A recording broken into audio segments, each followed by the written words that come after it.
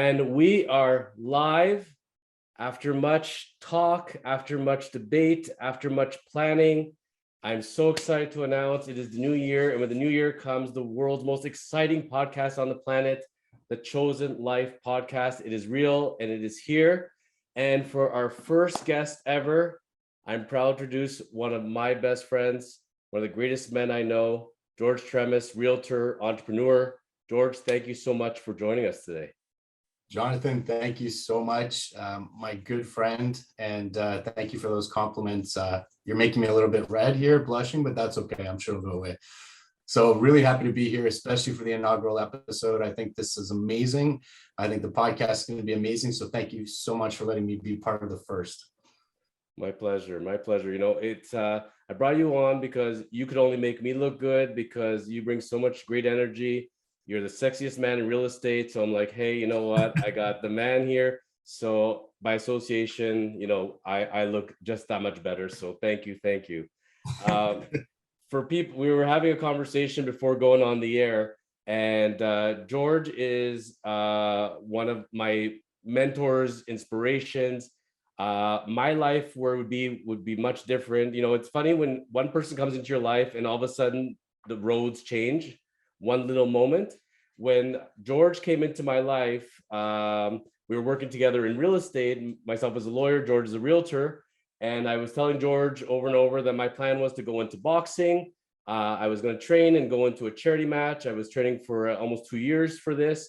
And that was my game plan. I'm all excited to go, except I suck. And every time I get injured, so I'm in and out of the sports clinic, you know, tearing a calf, tearing a groin.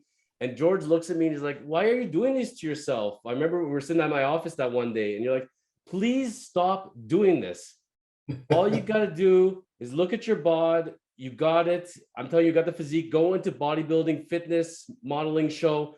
Why do you want to go to boxing? You know, and I thought about it. I said, you really think I could pull it off? And he goes, yeah, right now, the way you are, even without preparing, you could go on and you could win. Trust me. And that really, really stuck with me. And I marinated on it for about a week. And then I called George up and I said, listen, give me your guy, give me who you used for your show, because George has done the shows as well. And the whole path got led because of that one conversation. From that conversation, I had multiple trainers. Before the show, one of my trainers, good friends, Jared, he prepared the shirt for the team. And he took one of my pictures from Instagram and put it together. And I loved it so much. Everybody's wearing it. And then I started wearing it to work. And that became a whole thing. And the Chosen Lawyer theme grew.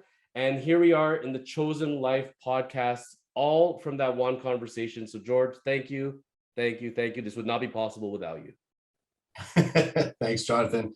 I'm happy to have played a small part in it, but really it's what you did. I mean, it's like Mr. Destiny. Maybe it just kind of pushed things in one direction, but your tenacity, your determination, your perseverance, that's what fueled it to get to where it is now. So, you know, it evolved and took on a life of its own, but it all started with you and your efforts, your blood, sweat, and tears, as they say, or the prayers, the training, and the vitamins.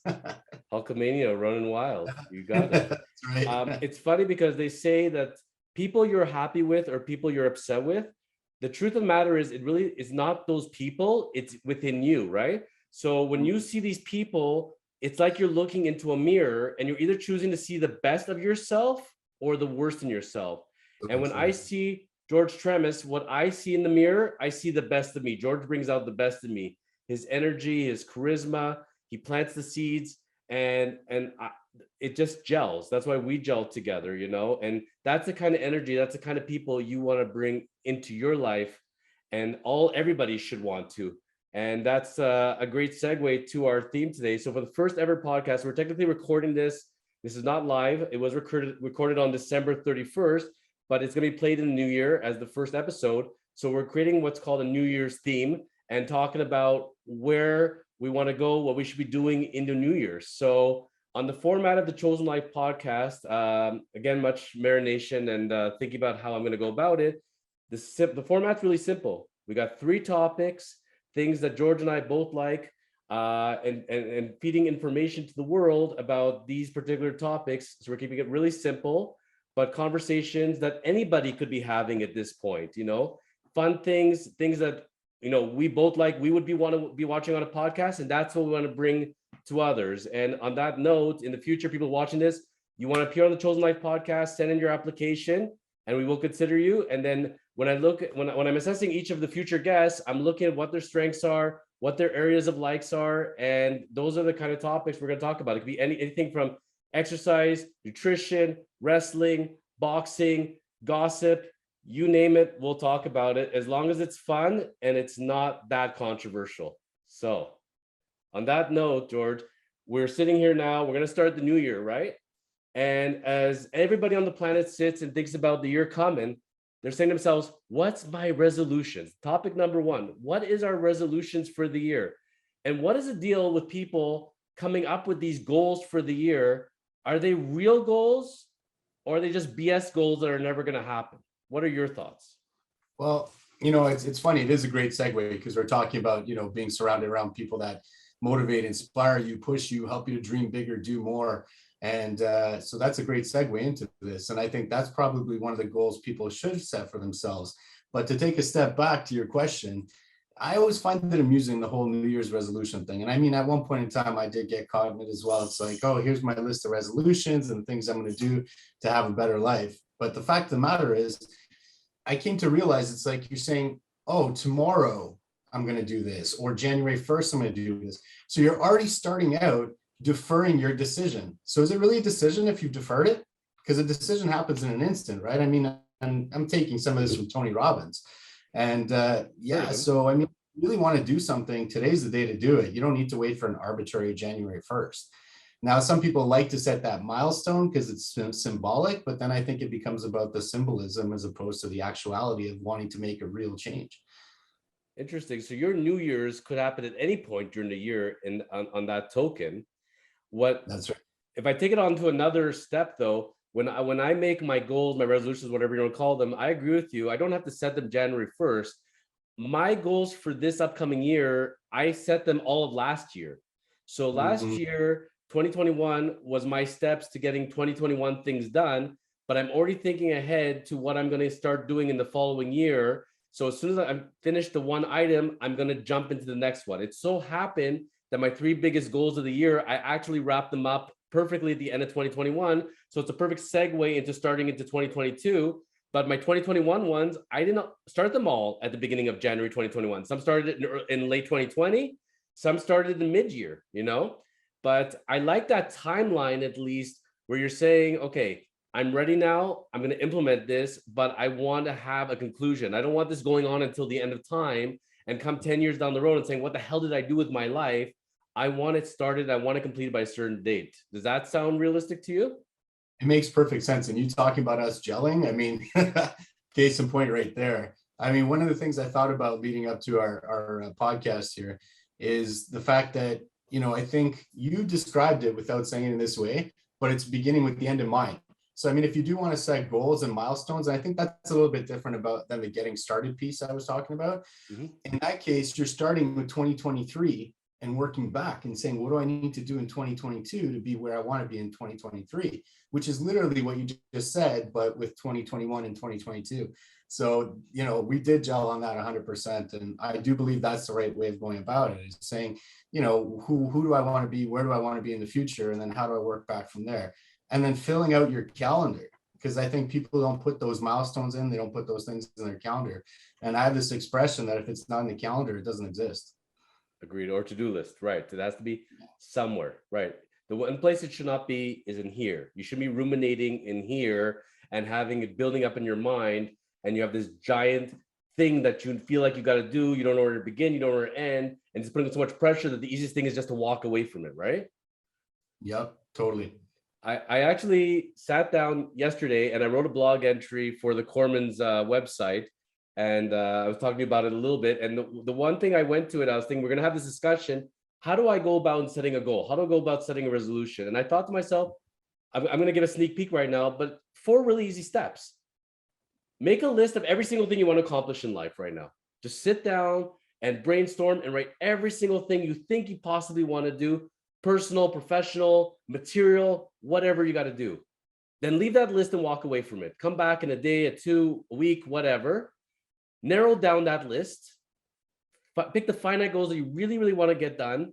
Then sit down, make the list of steps that you got to do, baby steps, assign them due dates, and then execute. That's it. It's not that hard.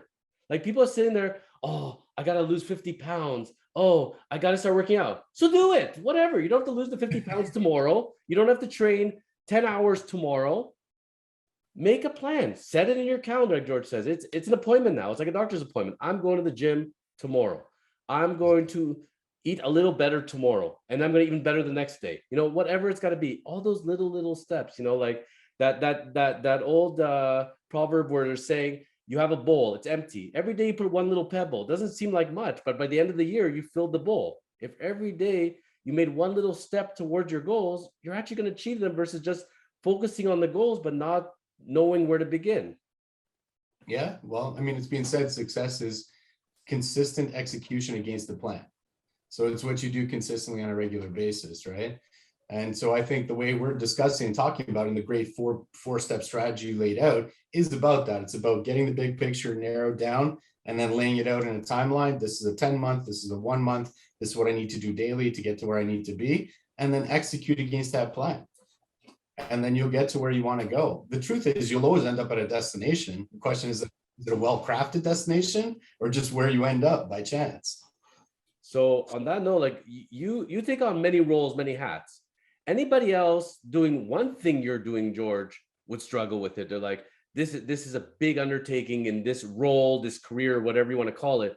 Being an entrepreneur, I can't tell you how many times you and I have met and you're like, okay, I got an idea now, a big project, and this is going to be a great money maker. This is going to be really successful. And I'm like, another one. How does this man do it? And then you come with the dates, you come with the game plan, and you're like, I have the business plan ready. Like when George comes to me, he doesn't come to me with some far shot idea. You come to me with decisions. You come to me with a plan, you know, versus most people that tell me they're going to do something, they just tell me abstractly, I'm going to do this. I'm going to be an astronaut. Great. How are you going to go about that? Oh, you would actually come to me and tell me I'm going to space school. I bought the equipment already. This is the timeline. This is when I've got to pass my test. How do you as an entrepreneur, how does an idea come to you? How do you execute? How do you decide that this is something I'm going to go with? Like walk us through your thought process on when you decide to take on a project like that professionally. Well, it's a great question. And thank you for the compliment. I think that it starts out with curiosity. So, you know, I got teased a lot as a kid, curious George, the curious little monkey, all that stuff. But hey, guess what? Curiosity served me really well. So I think when you have a curious mindset and curious nature, you always question why. Why is something like this? Why is it like that? Why does it have to be like that? Why is this working or why is that not working? And then when you do that and you come at it from a place of service and saying, how can I bring value to people? Whether it's my good friend, the chosen lawyer, whether it's, you know, Jim down the street or whoever it may be, the point is I'm coming from a place of service. So I'm saying, where's there an opportunity to bring some value that isn't being brought currently? But then once that idea starts to, germinate, then I got to figure out how to fertilize it, how to feed it and everything else. And then that comes from looking around at all the resources. And by resources, I mean relationships first and foremost, and saying who could facilitate this, who wants to be on board, who wants to be part of the dream, who wants to move it forward. And then getting those people in place, because I mean, this is hokey, but it's true. There's no I in team. So the only reason these ventures go forward is because I surround myself with competent, capable, enthusiastic, motivated people that want to make something happen. You know, whether that's coming to you and saying, hey, Jonathan, I got this idea and here's the plan. Can you please help me execute it from a legal standpoint and strategic, because your thoughts go beyond that of a lawyer. Like you're a business lawyer. There's a big difference. So I do appreciate that and thank you for that. But then that's how it comes to be, right? And then the rest is just coloring in between the lines. I love that, and you're right. I know I don't see myself first and foremost as a lawyer. I see myself as I'm in the make your life easy business. When somebody brings me something, my job is to figure it out and make their lives really, really simple. And so when I hear what you're saying, it's like you have this vision. You can either find opportunities or you could see an existing product, an existing service and saying, I think this could be done better. Why hasn't anybody else thought of this? And boom, you jump into it, you know? I think anybody listening right now, it doesn't matter your occupation, it doesn't matter your career, your business, whatever you're into. I think one of the greatest challenges and then the greatest defeats you can have in life is when you're working day to day on something in your role, and then all of a sudden it's 5 years have passed and 10 years have passed, and you say, what have I done with my life? What have I accomplished? I have been digging a hole for 5 years. I have taken paper and written on paper and shuffled that paper into a basket, and more paper came. I answered a bunch of emails, but where did my life go? What the hell did I accomplish here? I am in the exact same position, making the exact same money, and I have gone nowhere. I'm sitting in quicksand, and that terrifies me. And I refuse to live my life like that. That is just, to me, that's really, really scary. And when I'm working in life, I tell myself, I can't continue on unless I'm working towards something professionally and personally. If I'm just working and just going by my day to day, and I got my laundry done, I got my cooking done, and I went to work and I came back, I can't live like that, because I have to work towards a bigger purpose.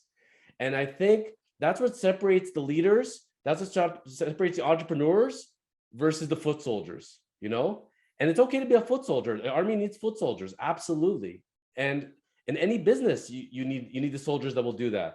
But at the end of the day, are you good with 9 to 5? Are you good with clocking in, clocking out, doing the bare minimum, doing your job, not questioning it, not trying to figure out how to do the job better, not improving yourself, improving your business? You know, is that what you really want? And I think that's how people have to really question themselves, because in that kind of mentality, those are the people, I think, that come to New Year's and say to themselves, you know, I need to lose weight, and I need to get ahead in life. And they set these abstract goals. There's no steps. They give up within 2 weeks to a month, and they're right back to square one the next year. And that's really, really sad. Well, I think it's also because they're not being in the moment, to your point, right? And that's, at least that's part of what I got from what you're saying, is they're so busy focused on the end goal, they're not even living the moment to get them there. So of course, 2-3 months later, they're dissatisfied, they're jaded, they just keep seeing the end, but they're not enjoying the process or the journey. Yep. And tying back into what you were saying, I mean, the foot soldiers are the backbone of any business. It's like, without all the team members I have, my business partners, etc., I wouldn't be where I am. Not a chance. I can't do it all. I don't know it all. And God forbid the day that I think I know it all, I'm in trouble, right? So they're critical and essential. But I think that everybody can be a leader in their own choice, right? So not everybody needs to be the strategist. Not everybody needs to be the chosen lawyer. There's the people that choose to be the best they can be within their roles, and they're content at that. And perfect example is, last time I was at the grocery store, there's a teller at the grocery store. I purposely choose to go see her. Her name's Vicky, because she is exceptional. She's friendly, she's considerate, she's thoughtful, she's efficient at what she does, personable. And it's like, you know what? I would love to hire you for one of my companies. Right. And she just does what she does, and she does it as best as she can, and she's in the moment. And so she's a leader with her own scope or field, within her own field. Right. And I think everybody can aspire to be great in what they're doing. Not everybody has to be Elon Musk or the chosen lawyer. It's amazing how much we're talked about in the same breath there. But that's a really good point to end this topic of of starting off with your New Year's resolutions. Maybe when you do have your goal, when you create your steps, also think about it, create the best team that you can. Being a leader of your own life, I hear what you're saying.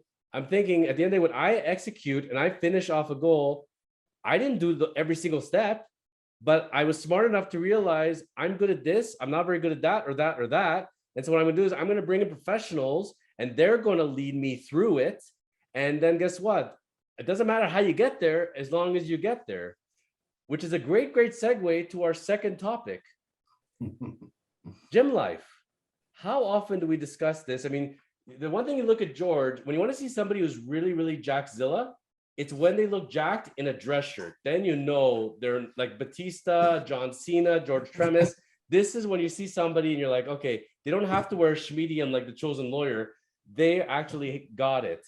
So people start off the year and they're saying, and throughout the year, how often do I need to work out? How often should I be going to the gym? And one of the things that I always throw out to people is this much. You're busy in your life. You're good at your role in your career. That's great. In your home life. Did you go to school for gym, for fitness and health? Do you understand when you should be working out, how you should be working out, what body parts in what order and in what sets and reps, etc. The truth of the matter is, if you want to be really good at that, why not bring in a trainer into your life? Have them show you, they made the game plan. All you got to do is execute. And having a trainer, I found in my life, and connecting with the right trainer, it's mountains difference. If I work out one session with my trainer, Jared, it means more than 4 sessions on my own, because I'm never going to push myself to those kind of levels.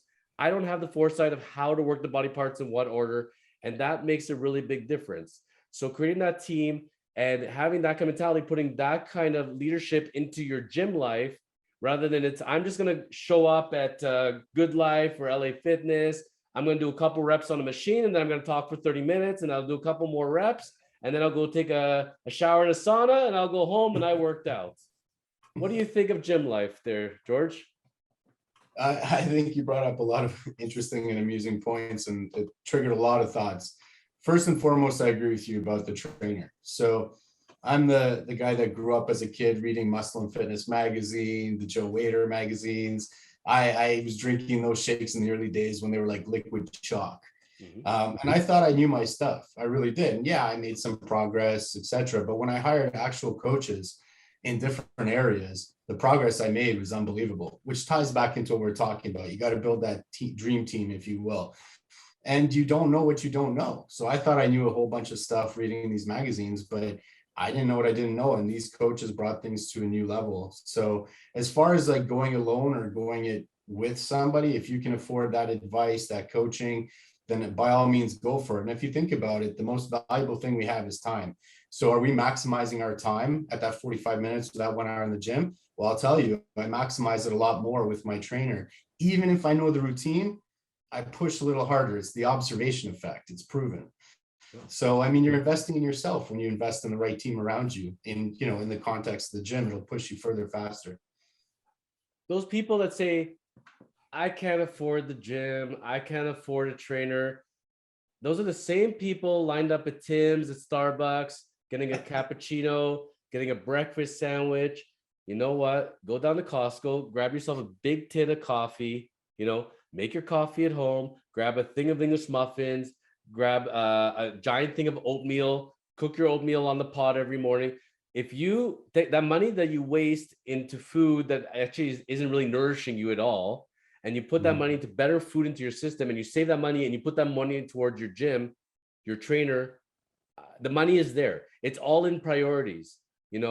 People with almost no income, all of a sudden, I see them, I got another new pair of $300 shoes, oh, I got another new dress. I decided to upgrade my car because it's, but your car was fine. Like, what was wrong with it? Well, it's all in life priorities at the end of the day. And I look at it as far as gym life, everything else, that's the one thing I would spurge on. And I don't even see it as a spurge because it's keeping me alive. It's quantity of life and quality of life. So if the one most important thing is to enjoy your life and be alive, and that's going to directly lead to it, why would you not do it? To me, it's a no-brainer. And I've seen people worth millions of dollars, and they could have a trainer every day if they wanted to for the rest of their lives. Money is no object, and they just don't want to. They don't think that they need it, and they don't want it, which is fine. But at the end of the day, what are they choosing to do with their lives from a health perspective? I mean, this is not shoving gym life and everything down people's throats. But at the end of the day, whether we're 30, 40, 50, 60, what is your health like? What is your medical conditions? Are you on pills? Do you have to get surgeries? If you had gone to the gym, if you had gone to take care of your body, would it have broken down the same way? Would you feel a lot better? I've seen people in their 70s doing yoga classes in the gym, and they're more flexible than I was when I was 20. You know what? I think the fitness part of it, whether you want to go to the gym, whether you want to do yoga, is critical. And I think the people that say, why do I need it? You don't know what you need because you don't know what you're missing out on. Yep. Right. And the fact of the matter is that time you spend, if you spend it right, it actually creates efficiency and synergy. So even on vacation, I will work out every morning on vacation. I sleep better on the beach. I swim better. I read better on the beach. I party better at the party pool. Everything's done better because I started my day out with a workout. Now, whether you're an end of day workout person, beginning of the day, I mean, that's a personal choice thing, but healthy lifestyle will contribute. And it's funny even that in this day and age that we're actually talking about it, like it's still something that's questioned, the value of it, but it's definitely there. But, you know, I think tying into that, if I may, one more thing, and it ties into Please. our previous topic as well, is there's this exercise I learned about called stop, start, continue. Okay. I love stop, start, continue. So whether it's in the context of the gym or New Year's resolution, they tie in beautifully together. You know, it's not just what am I going to start in the new year?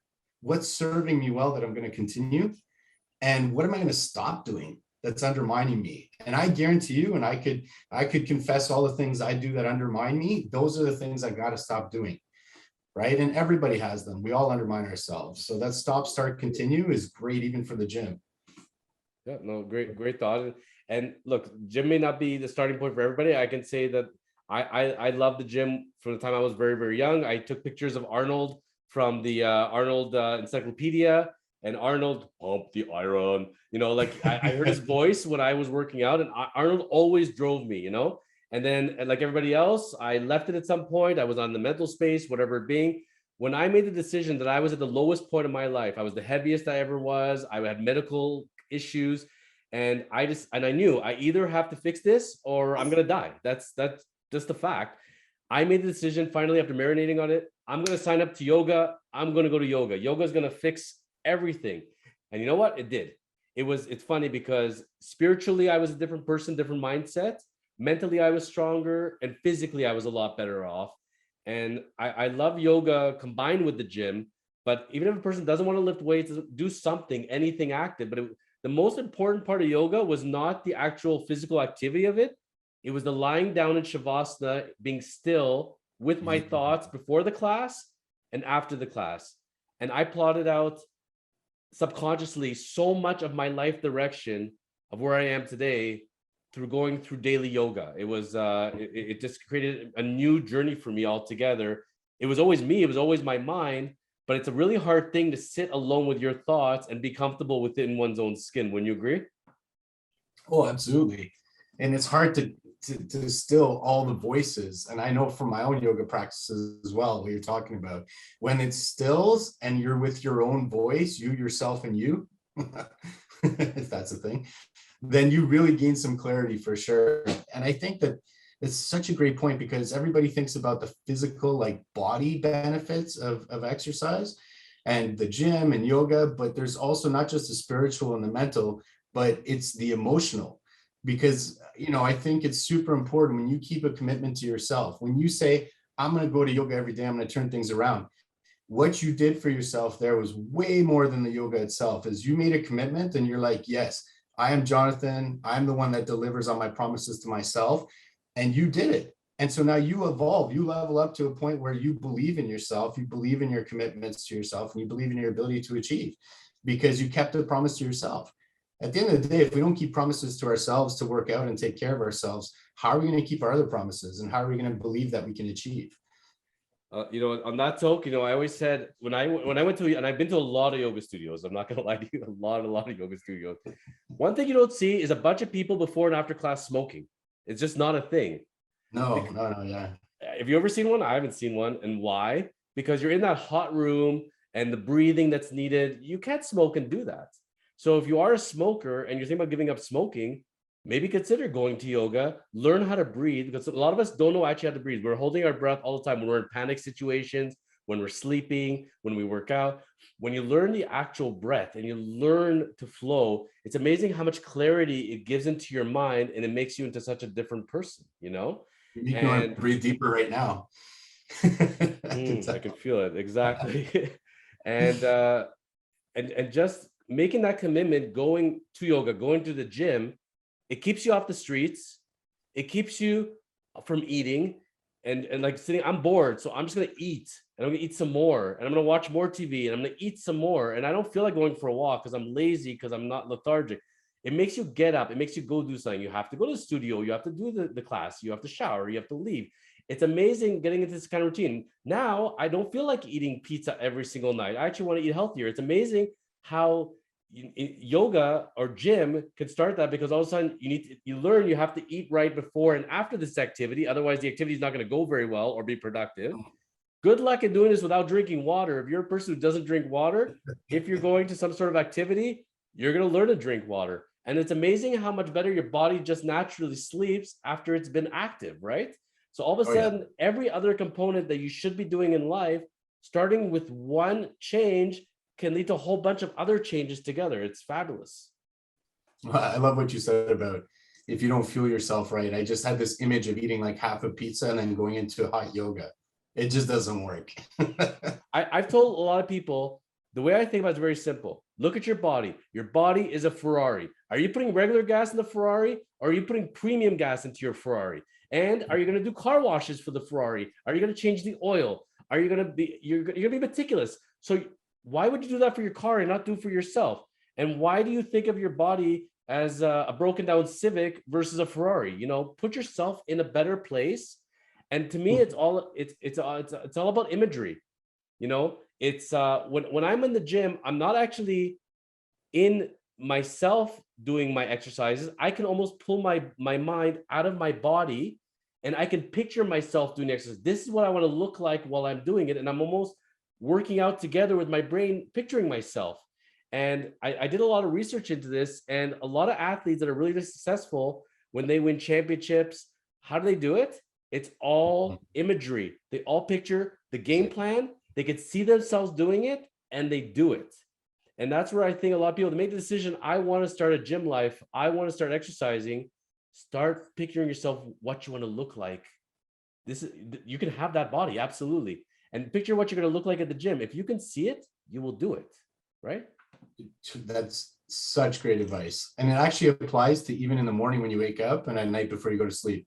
I mean, if you think you're going to have a challenge about, hitting the streets in the morning and going for a jog, let's say, I mean, I've heard stuff like lay out your clothes, make sure your running shoes are over there so you see them, like all these visual cues and triggers. But you're right. One of the most important is the visualization that goes on inside your brain. And I mean, if you picture yourself lean and fit and healthy and happy, and you're going to want to do whatever it takes to get to that because you've been visualizing it. So that's huge. And I think even during the gym session, that's important, and I find all too often people end up on their phones. You ever notice that? All the time. It's like a 5-minute rest on the phone in a 30-second set. And they're just hammering out the set as fast as possible to get right back to the phone. And I'll admit, sometimes I've done business while I'm at the gym. I shouldn't actually, because I know it's inefficient. Nothing's really going to change for 45 minutes, but it's that loop we're in, that constant having to get that feedback loop. Oh, I'm busy, I'm needed, business, it's important. And we put ourselves on the back burner.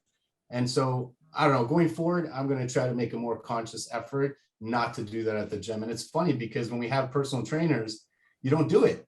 Like, I don't do it. I don't check my phone when I'm with my trainer. Because it's like disrespect, right? Not only am I paying for the time, but I feel like it's disrespect. But then why is it okay for me to disrespect my time with myself? The person you're most disrespecting in that case is yourself. Exactly. And I think one of the things going back is, no matter what stage you're at in gym life, it's the beginner's mindset. And I know from everything I've read, as far as world leaders of business, a lot of them have something very important in common. They all wake up very, very early in the morning. And they all did their exercise. They all have their game plan. They're already well into their list before you even wake up, for most people out there, And again, who needs them at 6, 7 o'clock in the morning? Nobody. And what I tell myself when I have that urge to bring out my phone, you're not that important at the end of the day. You think you're that important, but you're not that important, because that's what, there's 24 hours in a day. How would you answer the phone if you were sleeping right now? You wouldn't. If you were in the shower, would you answer it? No, you wouldn't. So why can't you get an hour to yourself uninterrupted? Because I know what's going to happen to myself. If I'm working out on my own and I have my phone, it's a sloppy, shitty 1.5 hour workout versus a focused, amazing 45-minute, 1 hour workout. So the phone has no place near the gym. And because what you're doing is you're not actually giving yourself that credit in that time, and you're not putting your full into it, and you're not going to get the results. I don't think Arnold is on his phone half the time when he's working out, or Stallone. No, they're working out. That's it. Chance. So that being said, going back full circle, for somebody who now watching this and they're saying, you know what, I really want to get into gym life, and I hear everything you guys are saying. How many days a week should I be working out? What should I be doing? George, you got a gun to your head now. What is the answer? Really simple. It's where you're at in your journey. So if you haven't been going to the gym, just say, I'm going to go one day this week. Just commit to one day. Don't overwhelm yourself. Then add 2 days, then 3 days. If you're somebody that was pretty routine before and you've fallen off the wagon, as they say, go back to what you were doing before. Pretend like that time didn't happen. Weave it back together and go back to where you were. So there's no absolute answer. It's more about where you're at in your journey. But the main thing I would say, no matter what, is listen to your body. So that's one thing I've learned from one of our mutual coaches. His thing is you got to listen to the body. You know, Cam knows what he's talking about. Yeah, and it changed things for me. So some weeks, I'll go 7 days. Maybe I'll work out 9 times a week. Sometimes I'll double up on a day. And then other weeks I'll only work out 3 times because my body needs that time. So you'll get used to it. You got to listen to the body. I love that. And to add to that, depending on whether you're going with trainers on your own or both, it's a really big difference. Depends how you gel with your trainer. Depends how professional your trainer is. If they're straight out of school and don't have experience versus somebody who's very experienced, but maybe, you know those trainers also, right, George? You've seen them. The ones that are on their phone half the time. They're talking to other people. They're not paying attention. They're not counting the reps. They don't care, you know? Right. So you're only getting so much value out of them. I give a little bit more of a hard, fast kind of minimum in my mind. I agree with you. And wherever you are, if you're doing nothing, you have not been to a gym, yoga studio, nothing, do something once a week. I agree with you. Start somewhere, anywhere, build up into it slowly. So go 1 day a week to the gym and 1 day a week, go for a walk. Next week, 2 weeks, whatever, maybe add 2 walks a week, whatever you got. Any kind of activity is great. The one thing I generally like to see, whatever activity you've chosen, I think the sweet spot at minimum is 3. If you can do some sort of physical activity, ultimately, I don't care if it takes you 3 years to get there, but if you can get to minimum 3 times a week, I think you're in a really good place. For some people, they're younger, they're not getting injured, they got it down. By all means, do 6 days a week if you really want to take 1 day off. But your body will tell you, when all of a sudden you're breaking down and you're getting injured and now you got to take 2 weeks off because you pulled a muscle because you've gone 4 days in a row, your body's telling you, I don't want to do 4 days in a row. You know? Yeah, I agree with you. I think it should be a bigger target. So yeah, definitely work your way up. And I mean, if you want to bring it back to like 6 days of work, 1 day of rest, you know, for various references following along those lines, then yeah, I do agree with you. I think you should work out 6 days a week, take 1 day to rest. And it makes sense. Maybe you're not hitting, you know, your max rep or, you know, your 1 rep max on every day on every set. No, that's a recipe for, you know, failure, for injury, for problems. But be active 6 days a week at least. You're right. And I mean, biologically, evolutionarily, we're supposed to be active on a daily basis anyway. It's just a question of the magnitude of the activity. So yeah, I will retract part of what I said and said maybe start out with 1 day a week. But to your point, get up to 6 days a week. There, the gun to my head, that's my answer, 6 days a week. See, for me, when I think of most athletes out there, they've all put yoga into their programs. If you're a football player, a wrestler, a hockey player, and I think how amazing it'd be in a perfect world. 1 day you do weights, 1 day you do yoga to stretch out, 1 day you do weights, 1 day you do yoga, 1 day you take off. And I found adding yoga into the weight training, I'm more stretched out, I'm limber, I can lift more, my cardio is better, my fitness level is better. It's amazing how yoga helps the weights and the weights help yoga, and they all work together. It's the yin yang. You know, when I was doing heavy boxing and yoga were such a perfect mix together because they actually do help one another. So it doesn't have to be one or the other at the end of the day. If somebody could do both in a perfect world, fantastic. And, you know, if you can't afford a yoga membership, maybe go to the studio once a week, once a month, roll down a yoga mat in your house, open up the YouTube. You know, there's a lot of great instructors out there and they're very qualified. They put the programs on, do it on your own, whatever, you know. Even I found, George, wake up in the morning and doing a 10-minute yoga program makes a night and day difference of how my day is going to function the rest of the time. I do count that as a workout. All I put in was 10 minutes, but it's 10 minutes that created a quality 20 hours to follow. It does count. It totally counts as a workout. You can do 10 minutes of highly intense cardio where you can walk for an hour at a leisurely pace. They both count as a workout. It's not about the time, it's about the outcome, which is what's important. It's just those people. I've had the people tell me I'm active, and their version of active is I do a boot camp once a year and that fixes everything. And I don't work out the rest of I work out 1 week in a year. That's it. Or I'm a runner. I bike, but I haven't run in 3 months. I haven't biked in 6 months. Well, then you're not really a runner and a biker, to be honest. And it's Not at like all. everything else in life. Do you want to do one activity? Are you kind of limiting yourself because maybe you should work out other parts of your body? Running is great. Sure. Enjoy running if you love it. But if your knees can handle it, by all means. You love biking, do it. But what about your upper body? What about other parts of your leg? Do you squat? Do you deadlift? It's amazing how many more things you could do with your body at the end of the day. And I think our bodies crave variety as well. We get bored, we get stagnant. If I had to eat, I love hamburgers, but if you gave me a hamburger every single day, by about week number 9, I might get bored of the hamburger. Workouts, I think, are no different. And that's one of the things where if you could do it on your own, great. Otherwise, it's nice how the trainer knows that, feeds you one set based on the season, based on your body, and all of a sudden go on a different route. So think about the variety as well, because if you think I just got to do this program, and if I boarded this program, my exercise days are over, I think you're sorely mistaken, because go take up hockey, go take up any activity. Anything is good, better than nothing. You're right. And the cross training is so important. Yoga works your body in a different way than weights, in a different way than running, swimming. So yeah, variety is important. But I think it also comes down to something really important, which is, how do you see yourself? How do you define yourself? So you said this person says, I'm a runner, or I'm a fit person because I do boot camp once a year. No, you don't really identify yourself as a fit person, because then it would be part of your daily, weekly, monthly lifestyle, right?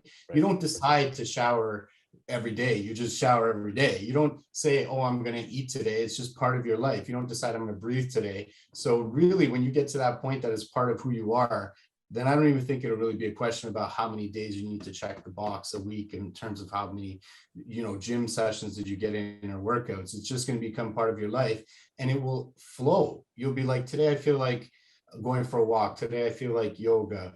And it'll just be about doing something every day. It's that consistency that leads to success. I love And it. so there you go. That's the answer. That's the answer. At the end of the day, it's not a diet. It's not a quick fix. It's called a lifestyle. And when you can accept it as your lifestyle, your goals for the new year is a lifestyle. The amount of times you exercise, that's a lifestyle. I love it. Absolutely. Are you living a life by choice? The chosen life. Chosen life. Absolutely. Right? That was the whole point of the podcast. Everybody wants to live the chosen life, and chosen life consists of many, many, many facets, including our third topic of the day. New Year's are here. We're all driving around in the wintertime, and I know as men, women too, everybody loves cars, and we live in Canada, Ontario. And if you love cars, the one thing is your cars don't love the salt, and snow and salt and the winter tires. It's like you drive to you go to California, and every second car is a convertible. It's a classic car. They can do that out there. We can't do that here. So my question to you today for topic number 3 is as follows. What do you drive for the winter? When you think about what is the better way to go? I've seen people that got their winter beaters. They're like, you know what? The car's going to get eaten alive anyway, so I'm just going to drive a beater. It's fine. I don't care how it really looks, as long as it's a good, reliable car. Versus I want a kick-ass car. I want an expensive car. I want to drive the best thing in the winter. What are your thoughts on what we drive in the winter? That's a good one. And it's not an easy one to answer either. Maybe that's why it's a good topic. I'm a lawyer, buddy. It's not black and white. It's all matters of gray, right? Well, let me put some spin on it then. So I think that there's 2 perspectives to it. There's the internal and the external, and how you identify with yourself. So I don't think one's ego should get too far ahead that they need to always be driving the most bling car or the nicest car. But if you identify as somebody who drives a nice car, and that's part of your self-identification, you feel good about it, and it helps you to show up better, then go ahead, invest in a nicer car for the winter. But as with all things, balance, right? So that's where it comes from internal. But if you're doing it because you think about how you're going to be perceived, 1, you're not living your life for the right reasons, because it should come from the inside out. And 2, you don't really need to think about that, because everybody in Canada can get away with saying, oh, that's my winter beater anyway. Absolutely. So I think the answer is, if you feel good and it makes you fuller and show up better to spend a little bit more on a winter vehicle, then so be it. It's what you want it to be. Exactly. It's what you want to be. But it kills me when it's a snowy day and I see a Porsche in front of me, and it looks like a fairly new Porsche. It's got nice rims. The salt is bouncing off the car, and I'm like, oh, what are they doing? It's like massacring like the Mona Lisa. How can you do this? And you're driving a car that should give you a lot of prestige and feel good, but anybody who understands the cars are all cringing watching this person driving their Porsche in the winter. Well, actually, you know, it's funny you should say that. So, and just plain speak, I see that and I ask myself, either they're so rich that they don't care, which is just kind of wasteful, Yes. right? Or they've spent so much of their disposable income on this one vehicle that they have no choice but to drive it in the winter.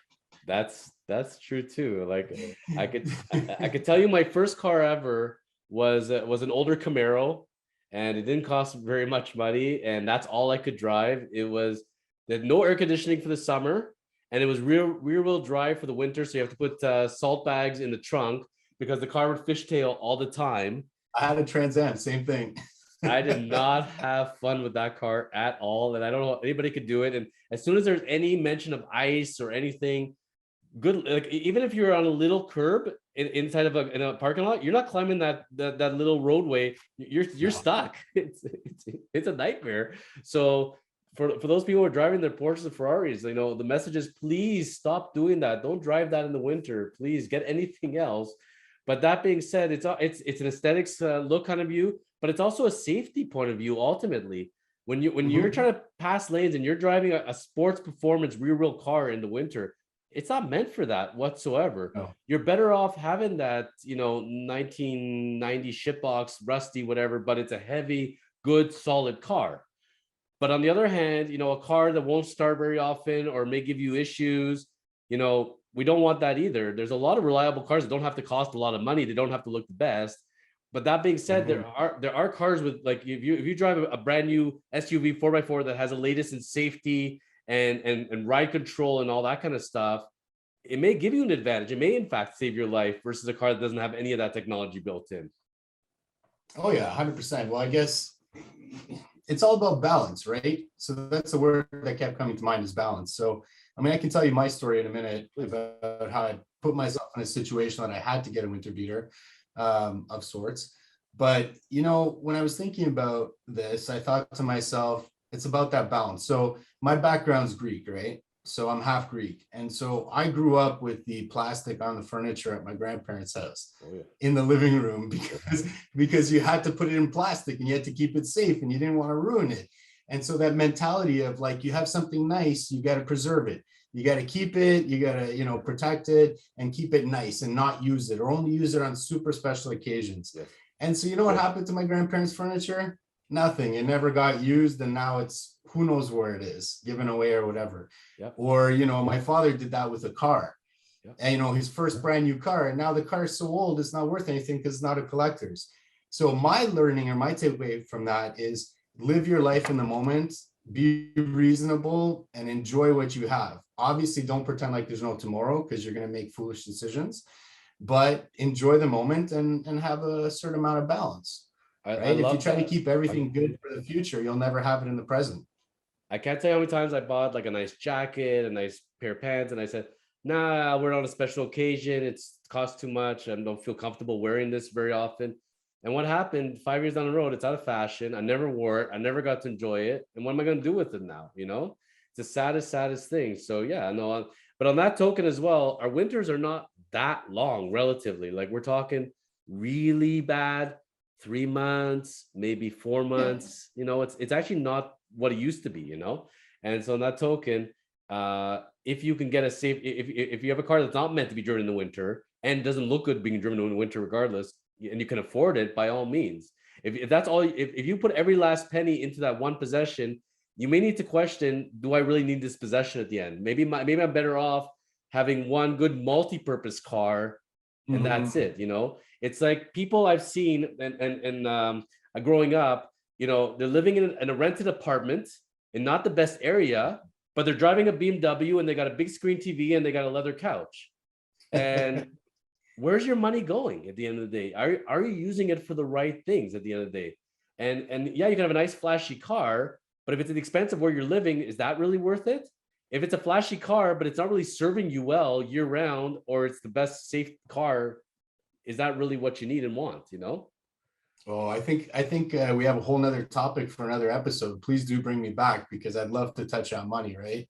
Money and getting your money right. That's such a big topic and so important. It's absolutely true, you know, and a constant theme in all our topics today, really, a lot of it, and everything in life, it really comes down to money at the end of the day. I have these goals. Do I need money? Can I afford it? Do I not afford it? You know, do I invest money in myself in the gym? Do I invest money in the kind of car I drive? Can I afford to have a second car as a beater if I need to, you know? And a lot of this does fall down to economics. And I can't tell you times people have been held back in general in life because they said, I just can't simply afford this at the end of the day. But there's the old adage, you know, you got to spend money to make money. 100%. And it's funny as you were saying that, I thought of Richard Kiyosaki, and he talked about his rich dad and his poor dad, vice versa. And his rich dad would say, how can I afford this? Not I can't afford this. What do I need to do to afford it? So if it's something of value, something, you know, well designed in a chosen life, this is what you choose for your life, then you'll figure out how to make it happen. And you just got to bring it into perspective, balance. But yeah, I mean, I think that a lot of people, to your point about spending and having the big screen TV, the leather couch, and the bling flashy car, and then they go home to the rented place. And again, there's nothing wrong with a rented place, but the point is, No, not at all. you're not living within your means. It's like, it makes me think of an expression my father would say. He'd talk about closet millionaires. And I was a kid and I said, Dad, what's a closet millionaire? He's like, son, it's the guy that rolls up in the Ferrari, flashes in the parking lot, and then says, see you later. And he goes home to his broom closet. So the point is that he's trying to live a life he doesn't have. So it's an inauthentic life. It's lacking authenticity and realism. So that person's not really happy. So, you know, we need to clarify that too. It's about living a real, authentic, chosen life and being intelligent about your finances. I've seen the people that are most successful that I've seen that are self-starters, they bought the most house that they could afford. And they said, I'm going to furnish it later when I can afford that. That is secondary to me. I will renovate it. I will paint it. But most important for me is the big outlay as far as how I'm putting the foundation of my life versus I'm going to get the flashiest furniture and I'm going to get the flashiest car. And then I will build my home around it later. It doesn't really work that way. So it's interesting how you approach it. And that's where, you know, it always comes back to me for health, life, fitness. When you say, I will work out, I will do this when I can afford it. No, if you want to be successful, if you want to make something yourself, you need to be physically fit and mentally fit. You can't afford not to invest in yourself. You invest in yourself, you're going to produce a lot better. You're going to invest in the machine. If the machine is, if you think so little of yourself that I can't justify spending on myself and my health, you probably will not be motivated to do other things in your life. Completely true. And people are taking advantage of the compound effect, which is a cool book I just finished listening to on Audible. But basically, the compounding effect doesn't just work for finances, it works for your life. You can't spend 20 years saying, I'm not going to go to the gym, I'll worry about my fitness once I settle into my career. No, you're going to be too far behind the eight ball, too far gone. So all aspects of your life, all the pillars, compounding effect or the compounding effect is working on all of them all the time. So your health, what you choose to drive in the winter, whether you choose to buy a practical all-purpose vehicle, deferring, current pleasure for future gain, right? It's so important, so important. And I mean, I don't know, I'm a firm believer in it. So, well, that's why you are who you are, and that's why your life is in the direction it's on, you know. And kudos to you, and that's what made you a special person and the clear chosen guest for the first ever Chosen Life podcast. Thank you. George, it's been an absolute pleasure, my friend. Thank you so much for taking time out of your busy schedule, especially during the holidays, for me and for us, and joining us today on the Chosen Life podcast. I already have this recorded, so we have your word that you will be coming back, correct? Yes, please. Do I have your word that I'll be back? 1000%, my friend. You keep planting those seeds, and I'll keep watering the plants, my friend. Wonderful, and thank you so much, because I can't think of a better way to set myself up for the new year than to be on your show this New Year's Eve day. So really appreciate it. Thank you. Same, and having your energy, and I'm ready to start the year now. I'm like ready to go guns a-blazing, and it's gonna be a fantastic year. 2022. It's gonna be freaking awesome. And we will definitely, you know what, we should even make sure, regardless, we'll have you back during the year, but we will come back and see the start of 2023, how 2022 went. Yeah, for sure. That would be amazing. And I hope everybody comments as they're watching this episode and talks about how maybe it helped them and maybe a couple of things that they found really valuable, right? Because that might be fuel for future topics for you too. So I'm just really, really excited to see where the Chosen Life podcast goes. I think it's awesome. So thank you, Jonathan. Appreciate it. Sky's the limit, man. Sky is always the limit. There are no boundaries, you know. And I highly encourage everybody, please, on our YouTube channel, on Spotify, please like us, subscribe. You'll see our handles here. Myself as Chosen Lawyer, George Tremis. Feel free to reach out to either of us, both of us, on Instagram and on social media. If you have any questions, topic ideas, if anything particularly resonated with you that you wanted to share or had questions, we'd love feedback and love to hear from the public. And ultimately, we're both here for the same purpose. We're trying to build our lives, and nothing more satisfying than seeing it and helping others grow theirs. Cheers to the Chosen Life. The Chosen Life, buddy. 2022. Gun show. Cheers. Thank you. Take care.